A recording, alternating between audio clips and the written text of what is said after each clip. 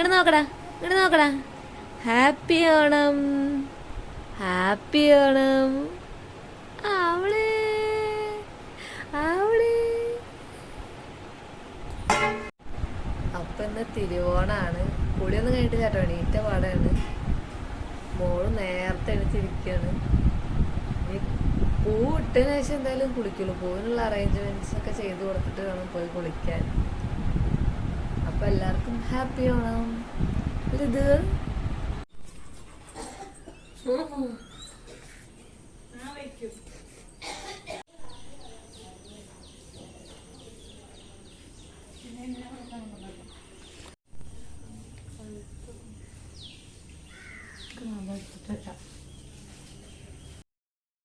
കുട്ടിയും ഗോപിക അവിടെ പൂക്കളൊക്കെ ഇടുന്നുണ്ട്. ഗോപിക എൻ്റെ മേമയുടെ കുട്ടിയാണ് കേട്ടോ. അപ്പം ഞാൻ ആ നേരം കൊണ്ട് ഇവൾക്ക് കഴിക്കാൻ കൊടുക്കുകയാണ്. ഒരു 8 മണിയൊക്കെ ആയിട്ടുണ്ട്. അപ്പോൾ ആ സമയമാകുമ്പോഴേക്കും അവൾ കഴിച്ചിട്ട് പിന്നെ കടന്നുറങ്ങും. അതിനുശേഷം ഒരു മണിക്കൂറൊക്കെ ഉറങ്ങി കഴിഞ്ഞാൽ പിന്നെ അവൾ എണീക്കുക ചെയ്യുക.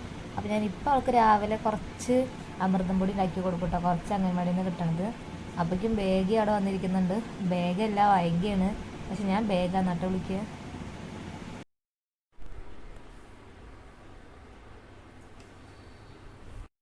അപ്പം ഞാനും മണിക്കുട്ടിയും ഗോപിക്കും കിച്ചും ഒക്കെ ഉണ്ട് പൂവിടാൻ വേണ്ടിയിട്ട്.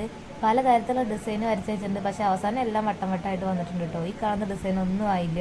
പൂവ് വെച്ചാൽ അതിന് അത്രയ്ക്ക് കൂടുതൽ ഉണ്ടായിട്ടുണ്ടായിരുന്നില്ല. അപ്പോൾ ഉള്ളത് വെച്ചിട്ട് ഞങ്ങൾ അഡ്ജസ്റ്റ് ചെയ്തിടാൻ നോക്കിയതാണ്. ആ സ്ക്വയറും പിന്നെ അവിടെ കുറേ ട്രയാങ്കിളൊക്കെ ഉണ്ടായിരുന്നു, അതിലൊന്നും ഞങ്ങൾക്ക് ഫില്ലാക്കാൻ പറ്റിയില്ല. അവസാനം തന്നെ റൗണ്ട് റൗണ്ടായിട്ട് വന്നു. എന്നാലും കുഴപ്പമുണ്ടായിരുന്നില്ല കേട്ടോ, കാണാൻ ഒരു ആനച്ചന്തൊക്കെ ഉണ്ടായിരുന്നു.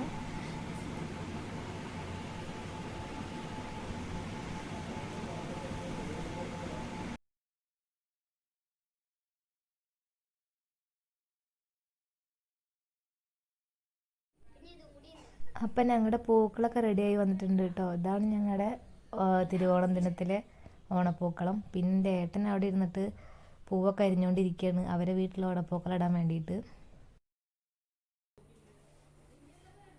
അങ്ങനെ എൻ്റെ കുളിയൊക്കെ കഴിഞ്ഞു. പക്ഷെ പുതിയ ഡ്രസ്സൊന്നും ഇടാൻ പറ്റില്ല കേട്ടോ, മോളെ കുളിപ്പിക്കാനും കഴിക്കാൻ കൊടുക്കാനൊക്കെ ഉണ്ട്. അപ്പോൾ പിന്നെ അതിട്ട് കഴിഞ്ഞാൽ അതിലൊക്കെ ആവും.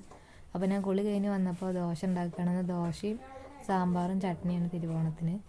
അപ്പോൾ ദോശ ഉണ്ടാക്കാൻ നിൽക്കുകയാണ്. അപ്പോൾ ദോശ ആയിട്ടുണ്ട്. ദോശയും ചട്നിയും സാമ്പാറാണ് ഇന്ന് തിരുവോണ ദിനത്തിൽ കേട്ടോ. അപ്പോൾ ദോശയൊക്കെ ഉണ്ടാക്കിയിട്ടുണ്ട്, കഴിക്കാൻ പോവാണ്. പിന്നെ പഴം പുഴുങ്ങിയതും ഉണ്ട്. ഋതുവിന് കൊടുക്കാൻ വേണ്ടി അവക്കാഡോ വാങ്ങിയതാണ്. പക്ഷേ അത് പഴുത്തിട്ടൊക്കെ ഉണ്ടായിരുന്നു, പക്ഷെ കാണുമ്പോൾ ഒരു ഇതില്ല, കേട് വന്ന പോലെ ഉണ്ട്. അപ്പം ഞാൻ അത് കൊടുത്തില്ല. അതിൻ്റെ ഉള്ളിൽ ഇനി കേടാണോ എന്താണോ എന്നൊക്കെ അറിയില്ല, ആദ്യമായിട്ടാണ് വാങ്ങണത്. ഋതുക്കുട്ടിയുടെ കുളിയൊക്കെ കഴിഞ്ഞിട്ടുണ്ടായിരുന്നു. അപ്പം ഞാൻ അവളെ കണ്ണൊക്കെ എഴുതിച്ചിട്ടുണ്ട്. ഇനി മുടി കെട്ടുകൊടുക്കലാണ്.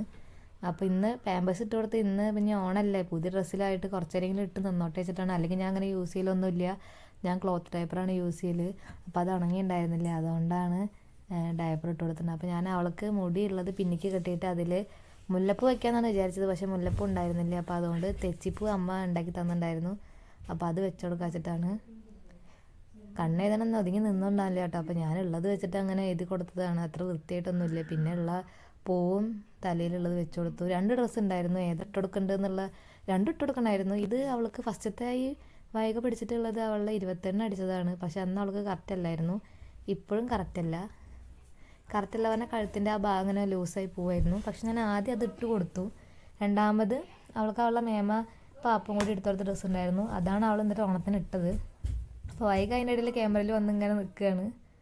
അപ്പോൾ ആദ്യം അവൾ ഒരുങ്ങി കഴിഞ്ഞപ്പോൾ ഉള്ള ഒരു ലുക്ക് ഇതാണ് കേട്ടോ. പക്ഷെ ഇത് ഭയങ്കര ലൂസ് ഉണ്ടായിരുന്നു 2 സൈഡും, അത്ര അതായത് നിൽക്കുന്നുണ്ടായിരുന്നില്ല. പിന്നെ രണ്ടാമത് ഡ്രസ്സ് മാറ്റി ഇതാണ് ഇട്ടിട്ടുണ്ടായിരുന്നത്, ഇത് കറക്റ്റായിരുന്നു. അപ്പോൾ ഇങ്ങനെയാണ് അവളെ ഹെയർ സ്റ്റൈലൊക്കെ കേട്ടോ. പിന്നെ സദ്യ കഴിക്കാനിരുന്നു. ആ നേരം കൊണ്ട് ഞാൻ ഋതുവിനെ ഉറക്കിയിട്ടുണ്ടായിരുന്നു. ആ ഒരു ഗ്യാപ്പിലാണ് ഞാൻ ഫുഡ് കഴിച്ചത്.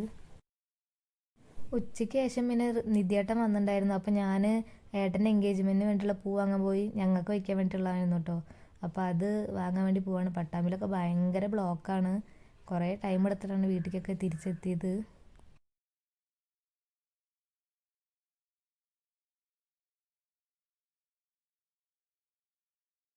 പിന്നെ ഇത് ഞങ്ങളുടെ അവിടുത്തെ ഓണപ്പരിപാടിയാണ് കേട്ടോ. അപ്പോൾ അങ്ങോട്ടൊന്ന് കാണാൻ പോയിണ്ടായിരുന്നു. ആദ്യം മോൾ ഉറങ്ങുമായിരുന്നു, ആ നേരത്ത് ഞാനും ഏട്ടനൊന്ന് പോയി. അപ്പോൾ ആ സമയത്ത് അവിടെ മാജിക് കാണിക്കുന്നതാണ് കേട്ടോ അത്. അതിനുശേഷം മോളെയും കൊണ്ടിട്ടും പോയിണ്ടായിരുന്നു. പിന്നെ ഓണപ്പരിപാടിയിലൊക്കെ പങ്കെടുത്തു കേട്ടോ. ഞാൻ ഉറിയടിക്കും വടംവലിക്കും കൂടി ഉണ്ടായിരുന്നു. അപ്പോൾ ഇത് ഏട്ടെടുത്ത വീഡിയോ ആണ്. എൻ്റെ കറക്റ്റായിട്ട് കൊണ്ടിട്ടൊന്നുമില്ല കേട്ടോ. ഞാൻ അതിൻ്റെ സൈഡിൽ കൂടെ ഒക്കെ പോയി എന്നാണ് പറഞ്ഞത്. അപ്പോൾ ഏട്ടെടുത്തപ്പോൾ ഞാൻ അതിൽ ആഡ് ചെയ്തതാണ്. ഇങ്ങനെ ഓണപ്പരിപാടിക്കൊക്കെ ഇങ്ങനെ കുറേ കാലമായി കൂടിയിട്ട്, പിന്നെ ഇപ്രാവശ്യം ഏട്ടൻ്റെ ഒപ്പം വന്നതുകൊണ്ട് ഞാൻ കൂടിയതാണ്. പിന്നെ അവിടെ ഓണപ്പരിപാടികൾ കുറേ ഉണ്ടായിരുന്നു കേട്ടോ. അപ്പോൾ ഇങ്ങനെയൊക്കെയാണ് എൻ്റെ തിരുവോണം കടന്നു പോയിട്ടുള്ളത്. ഉത്രാടത്തിൻ്റെ അന്ന് എൻ്റെ സ്വന്തം അനിയത്തിയുടെ നിശ്ചയവും പിറ്റേ ദിവസം അവിട്ടത്തിൻ്റെ അന്ന് ഏട്ടൻ്റെ നിശ്ചയമാണ്. അനിയത്തിയുടെ നിശ്ചയത്തിന് ഭയങ്കര ബിസി ആയിരുന്നു, ഒന്നും എടുക്കാൻ പറ്റിയില്ല. ഏട്ടൻ്റെനും എടുക്കാൻ പറ്റുമെന്ന് എനിക്ക് തോന്നുന്നില്ല. അപ്പോൾ എങ്ങനെ നല്ല എടുക്കുകയാണെങ്കിൽ ഞാൻ അതിൻ്റെ വ്ളോഗും അപ്ലോഡ് ചെയ്യാം. അപ്പോൾ ഇങ്ങനെയൊക്കെ ആയിരുന്നു എൻ്റെ തിരുവോണം കഴിഞ്ഞിട്ടുണ്ടായിരുന്നത്. അപ്പോൾ എല്ലാവർക്കും നല്ലൊരു ഹാപ്പി ഓണം. പുതിയൊരു വീഡിയോ ആയിട്ട് വീണ്ടും കാണാം. അതുവരെ ബായ്.